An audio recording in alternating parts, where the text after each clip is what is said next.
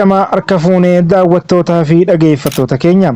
Oduu fi odeeffannoo saffisaan akka addunyaatii fi biyyaatti jiru bifa maxxansaan yookiin barreeffamaan argachuuf toora telegiraamii ardii miidiyaa neetwoork jooyin godha. Akkasuma toora chaanaal yuutuubii keenyas sabiskiraayib, laayik, sheerii fi mallattoo bilbilaa cuqaasaa dabalataan taaktookis mallattoo pilaasii tuquudhaan maatii keenya ta'a. Gabaabumatti pilaatfoormii kanneen akka feesbuukii, X yookiin Tiwiiterii, Telegiraamii fi yuutuubiin nu hordofuu dandeessu. Jalqaba irratti hangafoota oduu. Haleellaan saayibarii Iraan Israa'el irratti raawwattu erga waraanni Gaazaa jalqabee booda baay'achuu isaa Maayikiroosoft gabaaseera. Biyyoota gaanfa Afrikaa rakkoo sharafa alaa Itiyoophiyaa keessatti itti fufe. Haleellaan diroonii Israa'elii irratti raawwatame daangaa Iroondeemii irratti xiyyeeffannoo kenna. Haleellaan saayibarii Iraan Israa'el irratti raawwattu erga waraanni Gaazaa jalqabee booda baay'achuu isaa Maayikiroosoft gabaaseera. Onkololeessa 7 booda lammiileen Iraan xiyyeeffannoo isaanii US fi United Arab Emirates irraa kan jijjiiran yoo ta'u, haleellaan isaanii ji'oota 9 jalqabaa waraana keessatti raawwatan walakkaan dhaabbilee Israa'el irratti kan xiyyeeffate waan ta'eef, Teheraan duula dhiibbaa miidiyaa hawaasaa irrattis geggeessiteetti. Ogeessi nageenya saayibarii waa'ee tooftaa Iraan haakingii yeroo dubbatan, Dubaay Yuunaayitid Arab Emireetii keessatti adoolessa 2017 Paaris Faransaay Israa'el bara darbee waraanni Gaazaa erga jalqabee haleellaa saayibarii Iraan irratti xiyyeeffannaa olaanaa kan qabdu yoo ta'u, Teheraan ammoo waldhabdee kanaan dura adda durummaan Ameerikaa irratti xiyyeeffattee turte jechuun Maayikiroosoft kibxata ibseera. Waraanni Israa'elii fi Hamaas ka'uu hordofee Iraan hojii dhiibbaa saayibarii dhibbaa fi saayibarii dandeessisuun Israa'el irratti guddifte jechuun Maayikiroosoft gabaasa waggaa baaseen haleellaa guddaa Hamaas Israa'el irratti raawwatte kan waldhabdee kana bane eeruun ibseera.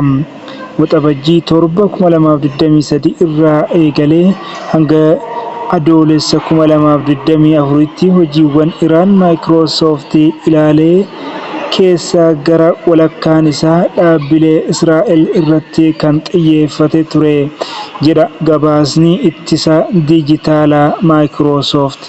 Ji'a adoolessaa hanga waxabajjii bara 2023tti haleellaa saayibarii Iraan keessaa dhibbeentaa 10 qofti Israa'el irratti kan xiyyeeffate yoo ta'u, persentii 35 dhaabbilee Ameerikaa irratti kan xiyyeeffate yoo ta'u, persentii 20 Imireetota Arabaa Gamtoomanii irratti kan xiyyeeffate ta'uu dhaabbati sooftiweerii Ameerikaa kun ibseera. Erga waraanni kun eegalee asii Iraan Israa'el tasgabbii dhabsiisuuf qiyyeeffattee hojiiwwan miidiyaa hawaasaa hedduu eegalteetti. Hamaas Israa'el irratti haleellaa raawwatteen guyyoota 2 keessatti Iraan hojiiwwan dhiibbaa haaraa hedduu dhaabbatteetti jedha Maayikiroosoft.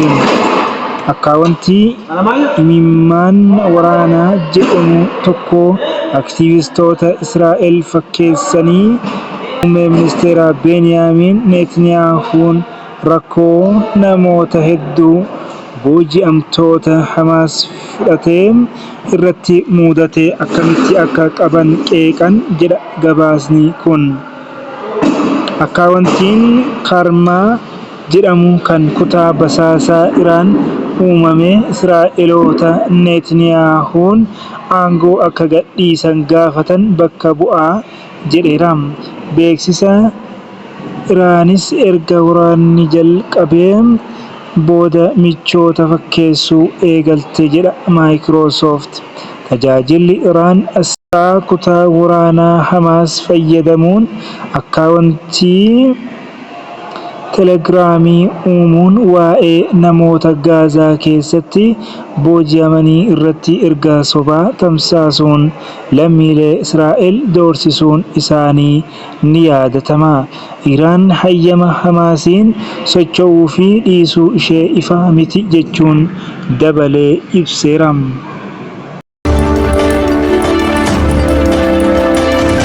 Biyyoota gaanfa Afrikaa rakkoo sharafa alaa Itiyoophiyaa keessatti itti fufe. Jalqaba waggaa kanaa fi caalatti ammoo adoolessa 28 2024 Itiyoophiyaan tarkaanfii seena qabeessa fudhatte. Adeemsa haaromsa diinagdee maakiroo haaraa kan jalqabe yoo ta'u, sirna jijjiirraa birrii Itiyoophiyaa doolaara Ameerikaa waliin wal bira qabuun irraa gara sirna mallaqaa alaa gabaa irratti hundaa'etti ce'eera. Ergasii birriin Itiyoophiyaa kuufaatii gadi bu'aa fudhatee gabaa alaa irratti yeroo dhiyootti doolaara Ameerikaa birrii 140 galmeessisuun isaa hanga onkololeessa 12 2024 tti birrii 116.7 kan ofiisaa ta'e ture. Guyyaa har'aan birrii 57 waliin wal bira qabamee yoo ilaalamu sirni jalqabame qaawwi bal'achaa dhufe kun diinagdeef mijataa kan hin taanee fi hawaasa daldalaa biyyattii fi fayyadamtootaaf qormaata guddaa ta'a.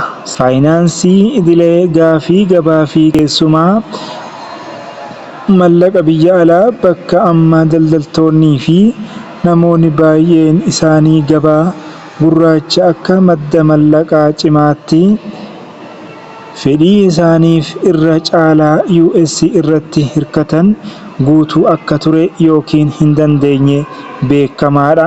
Doolaaraa Addis Insaayitii dubbisa gabaa gurraachaa Itiyoophiyaa doolaara birrii 140 rakkoo sharafa alaa guddachaa dhufe onkololeessa 12 2024 kunis karaa tokko ol diinagdee irratti dhiibbaa uumeera. Qaala'iinsi jireenyaa diinagdee keessatti ol ka'ee % 30 ol akka ta'e kan gabaafame yoo ta'u, kunis ijoodhaan baasii meeshaalee fi tajaajiloota dabaluu irraa kan maddeedha.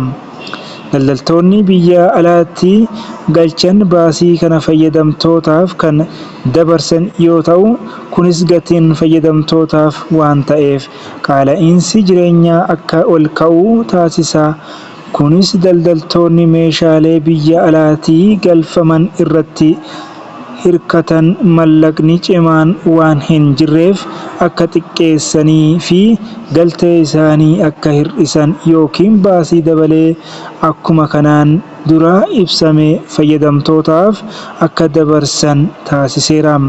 Kunis sirna baankii idilee fedhii hawaasaa daldalaa fi namoota idilee guutuu hin dandeenye irratti amantaa dhabuu uumeera. Irra caalaan isaanii fedhii isaanii gabaa alseerummaa fi seeraan alaa irraa guutuu kan barbaadan yoo ta'u, kunis bu'aa qabeessummaa sharafa alaa idilee fi ofii isaa daran kan miidhuudha. Miidhaan dhimmichaa inni biraan walqixxummaan warra mallaqa biyya alaa argachuu danda'anii fi kanneen hin arganne gidduutti guddachaa dhufuu isaa yoo ta'u, kanneen dura carraa ofitti dhiyaatetti fayyadamuudhaan kan ammoo baasii dabaluu fi kana irraa kan ka'e gatii ol ka'aa ta'een rakkatuu kan meeshaalee fi tajaajiloota. Riiformiin diinagdee maakiroo baatii adoolessaa keessa gargaarsa IMF fi Baankii Addunyaatiin jalqabame sirna sharafaa alaa jijjiiramaa fi dhala akka meeshaa imaammataatti fayyadamuu fi kan qophaa'edha. Paakeejiin kun baankii giddu galeessaa biyyattiis dhaabbata walabaa akka ta'uuf kan qophaa'edha. Kun hanga ammaatti waan fashalaa'e fakkaata. Itoophiyaan dhaabbilee biyyoota hedduu lamaan kanneen paakeejii deeggarsa mallaqaa gara doolaara Ameerikaa biliyoona 20 akka kennitu waadaa kan galte yoo ta'u, Itoophiyaan waliigalteen kun erga mallattaa'ee booda gurmaa'iinsa liqii ishee irraa gara doolaara Ameerikaa biliyoona 5 qusatta jettee eegdi. Paakeejichi akka armaan gadiitti qoodame. Paakeejiin deeggarsa IMF waggaa 4 fi doolaara biliyoona 3.4 Itoophiyaaf kan kennu yoo ta'u, doolaarri biliyoona 1 hatattamaan kan baafame ta'uu ibsameera. Baankiin Addunyaa tokko faayinaansii doolaara biliyoona 1.5 raggaasiseera. Waggoota 3 dhufan keessatti deeggarsa mallaqaa dabalataa doolaara biliyoona 16.6 taasifama. Qaawwi reetii ofiisaa fi reetii gabaa seeraan alaa gidduu jiru baankii giddu galeessaa irraa gidduu seensa guddaa malee daraan bal'achuu danda'a. Kunis yeroo sanatti paakeejii haaromsa diinagdee maakiroo ji'a adoolessaa keessa jalqabame faallaa ta'a.